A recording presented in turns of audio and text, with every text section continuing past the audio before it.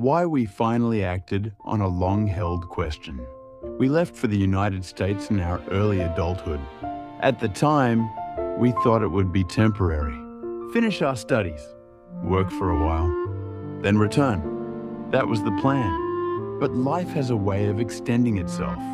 1 year became 5. 5 became 10. And before we realized it, more than 30 years had passed.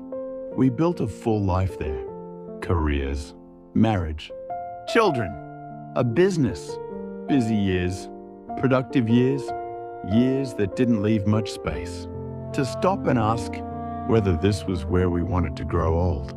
Over time, the United States became comfortable, familiar systems, predictable routines, and slowly, the question we had once postponed began to return.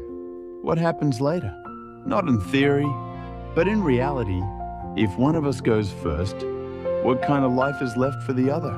Care facilities, languages that work, but never quite belong. These weren't emotional fears.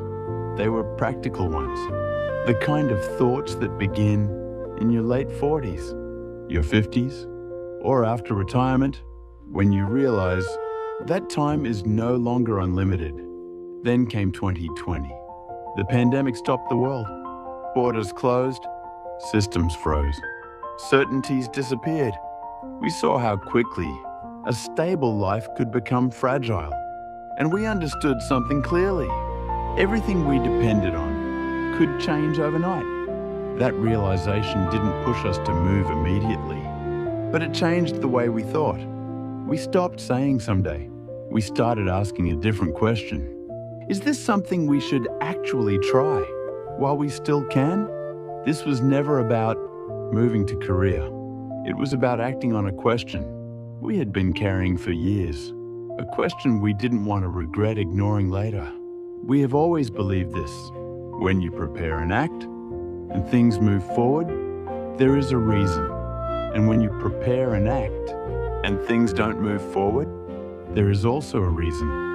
Coming to the United States had a reason. Building our life there had a reason.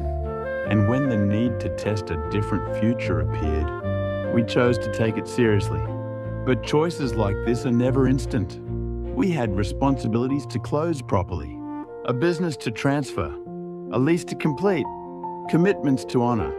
And one more thing mattered deeply, our youngest child's graduation. We wanted to finish that chapter as parents who stayed until the end. It took nearly 5 years to prepare carefully. And finally, in August 2025, we acted, not as an escape, not as a return driven by nostalgia, but as an experiment, a conscious decision to live out a question instead of carrying it into old age. We are not here to prove anything. We are here to see what life feels like when you choose alignment over accumulation, when you choose intention over habit. We plan to spend 1 to 2 years simply living this choice, not rushing it, not forcing conclusions, just observing, learning, adjusting. We don't know how much time we have left, but we do know this.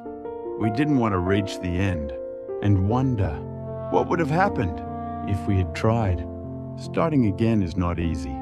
Everything feels unfamiliar, sometimes inefficient, often humbling, but this is not a step backward. For us, this is a deliberate step forward, one taken while we still had the ability to choose. Thank you.